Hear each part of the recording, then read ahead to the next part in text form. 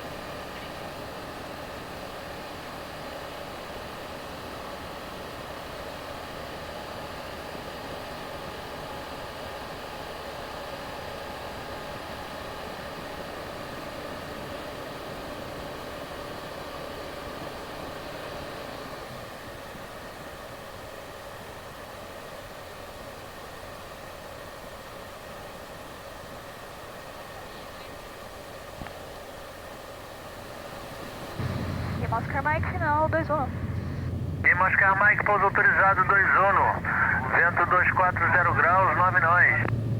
Lima Oscar Mike, autorizado pouso 2-1.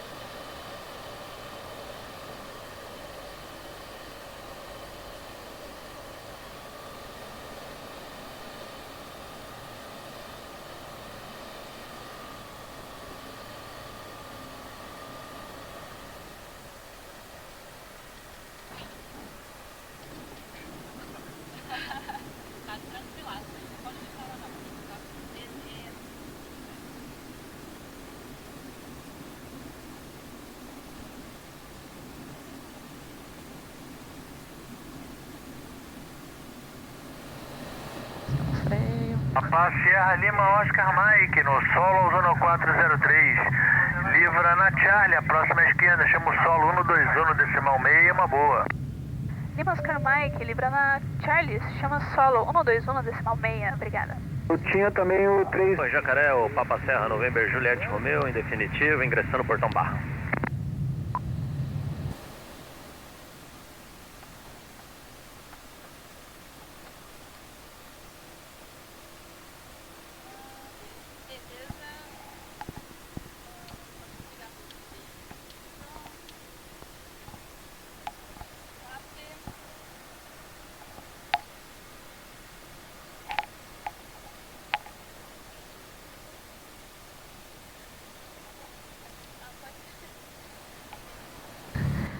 After landing checklist, flaps up, Externalize as required. Fuel pump off. Elevator trim set for takeoff. Solo Jacaré, Papa Sierra Lima, Oscar Mike, livrou na Charlie. Solicita follow me. Lima, Oscar Mike. Ciente, a solicitação seria follow me desde desta posição? Teria condição de ingressar a Taxi Alpha, seguir a orientação do solo? Até a ilha para o estacionamento? Lima, Oscar Mike, afirma. A gente ingressa na Taxiway Alpha. Afirmo. Vai liberar agora a Taxiway Charlie, ingressar na Taxiway Alpha à sua esquerda. A posição de estacionamento será Lima 2.